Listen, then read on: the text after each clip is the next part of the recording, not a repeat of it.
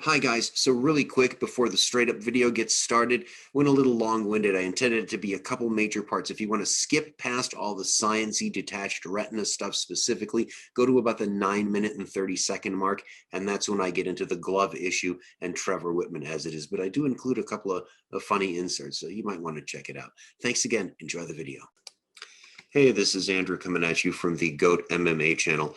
I want to have a pretty serious discussion on this video today about eye pokes, the possible consequences to the fighters, and the solutions that we have, which are literally on hand, no pun intended.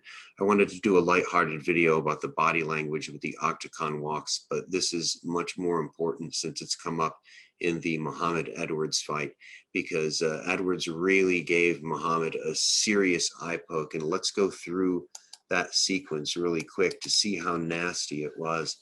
Now over here is the startup view that we saw, and you don't really see much of it. You just saw this happen, and it didn't even look like there could have been an eye poke because of a kick that was thrown. But then we see how bad it was when they showed the replay, and it looks almost like the thumb might have gotten caught in the eye.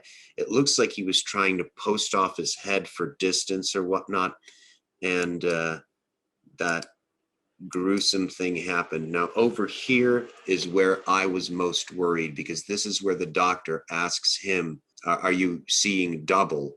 And he says, I can't see anything now. And that's when I was extremely worried that he might have gotten a detached retina.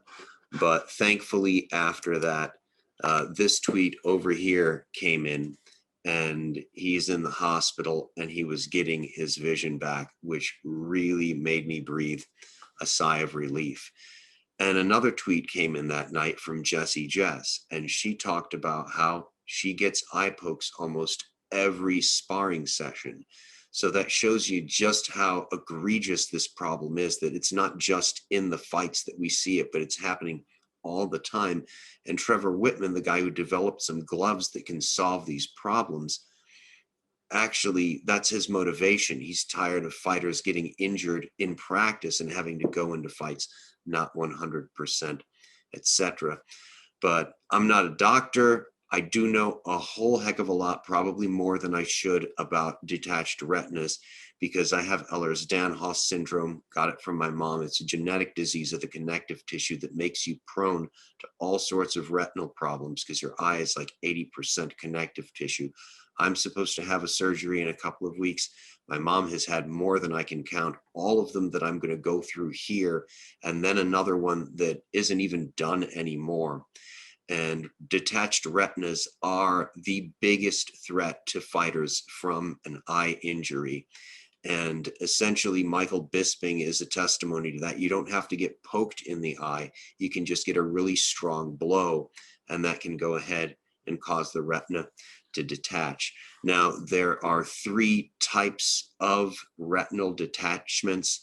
They are rhegmatogenous, there's tractional, and there's exudative. The rhegmatogenous ones are where there's actually a tear in the retina, and that is the kind that my mom had a couple of times. The tractional one is from usually diabetic scar tissue that pulls down on it. And the exudative are the ones that can be caused primarily by injury. And that's where the back wall pulls away because of a buildup of fluid, but there is no breach in the retina. So it gets pulled away because of that buildup of fluid. Now, there are a few different things that can cause an exudative detached retina. One of them is blood vessels leaking in between the retina and the back wall. Another one is an injury that can cause that to leak. Another theory that I've got that's not exactly in medical literature is like if you have two spheres that one is inside the other and there's an impact to the outside, there is going to be some separation, and then a buildup of fluid can happen. It can also happen from swelling due to inflammation, age-related macular degeneration, and it can, ouch, that's not a retina detaching, don't worry.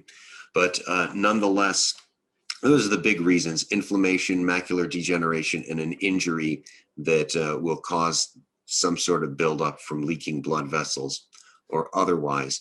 There are several different types of surgeries that are done.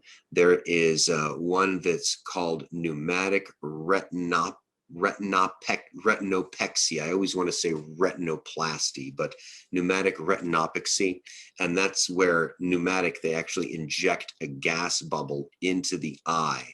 And my mom's had these a couple of times. Sometimes you have to keep your head straight because the detachment is toward the top. If it's toward the back of the eye, you have to face down so the bubble can press that against there.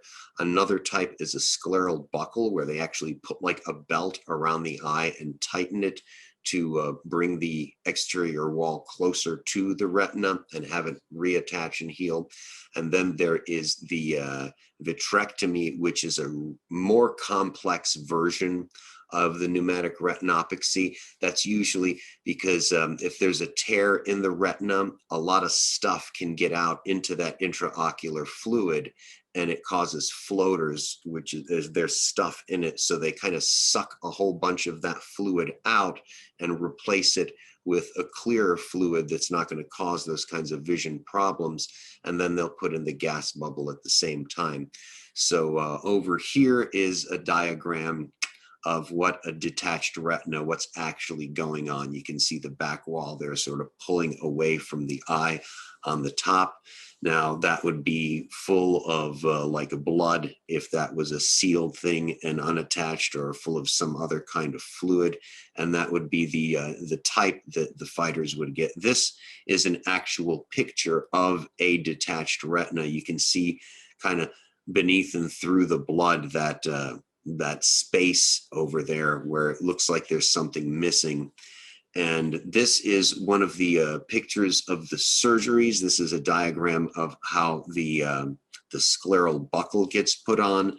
And over here is a diagram of the vitrectomy, where they have actually got all the pipes in it, where one of them is a light, one of them is what they're going to use when they drain the fluid, and then they're going to use that device there to kind of cauterize with a laser, or with freezing it with a cryopexy. And they'll seal the holes in the retina, and then they'll put a gas bubble in like this, and the bubble floats and presses against the retina and holds it against the back wall, so there's healing. And usually for a couple of days you have to stay in a certain position. My mom had to sleep face down, like on a massage bed, for one of her surgeries. Now the surgery that they don't do anymore, that she had like in 1990, they popped the eyeball out of the socket, sliced it open. I think they did an adhesive or a coagulant type thing to stick it on, but I'm not sure because I was like 12 years old at the time. And then they actually put stitches in the eyeball and popped it back into her eye socket. And she had to have eye drops to dissolve those stitches.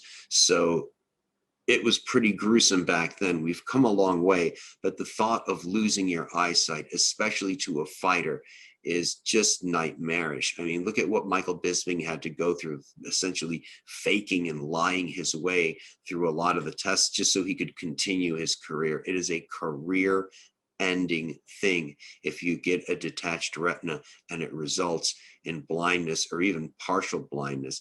So if you ever see floaters, if you ever see flashes, if you ever see a dark curtain starting to pull down from one side of your eye, do not wait a split second. Go to the ER and make sure you get scheduled for a surgery ASAP, because they are nasty and they threaten your eyesight.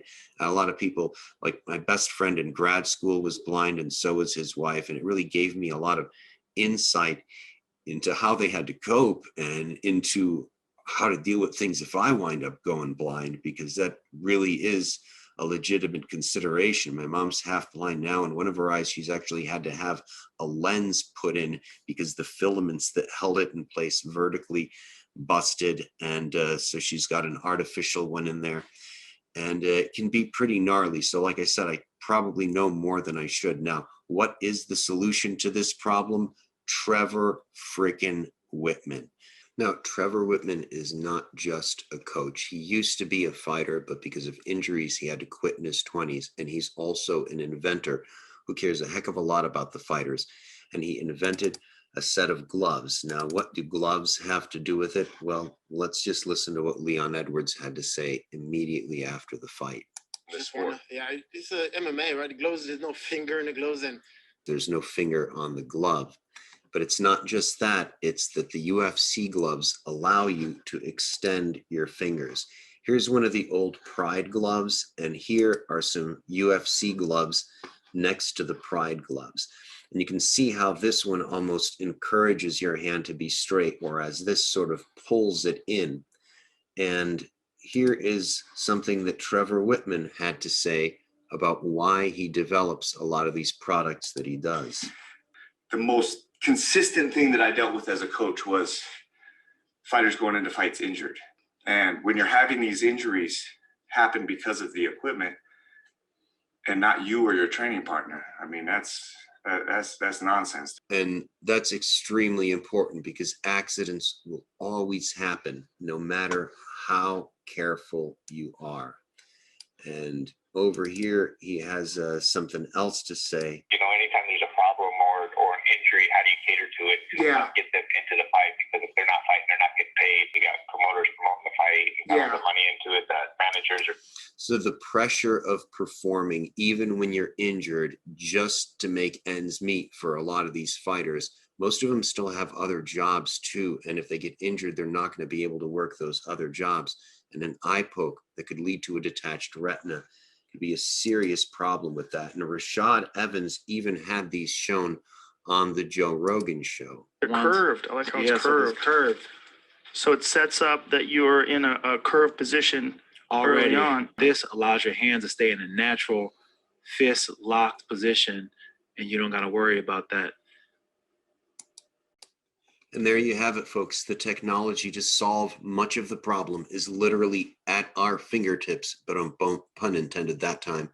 And for some reason, it's not been out there yet when these have been around for a while. I understand that there was some non-seeing eye to eye between Trevor Whitman and the UFC when they had the discussions, because the UFC wanted their company to manufacture them or have some sort of branding. What it sounded to me was that the UFC wanted to maintain some sort of ability to control the exclusivity of the gloves, whereas Trevor wants to have them in the hands of as many, or on the hands of as many martial arts and boxing athletes. He's got a bunch of different kinds of gloves as possible, because to him, it's a safety issue and it's something that everybody should have access to. So hopefully that will work out for the best. I wanted to include another clip in here, but I had to edit the rest of them down to avoid copyright strikes. So I'll put a link in the description to the video of Trevor Whitman talking about the gloves in an Anatomy of the Fighter video. And at the end, he makes a really, really good speech about how the fighter is pretty much the lifeblood of the entire organization, of the entire sport. Without them, there's no managers, there's no promoters, there is no UFC, and there's nothing for us, the fans, to be entertained by either. So with all of this available to us, wanting to enjoy the sport of combat as realistically as possible, it should be up to us. It should be partially our responsibility to make sure that the fighters that we watch on a regular basis for our own entertainment have the ability, the equipment to stay safe as much as possible, especially with the amount of advancement that material science and everything else has done since the days that this started when I was in college in the freaking mid-90s. We've come too long a way to have this continuing to go on when other organizations have had better gloves than this since the 90s, like Pride. So there's no reason that we can't step up to the plate and make sure fighters in the 2020s don't have the right equipment they need to conduct their jobs and our entertainment as safely as possible. Thank you all so much for tuning in. I appreciate your time as always.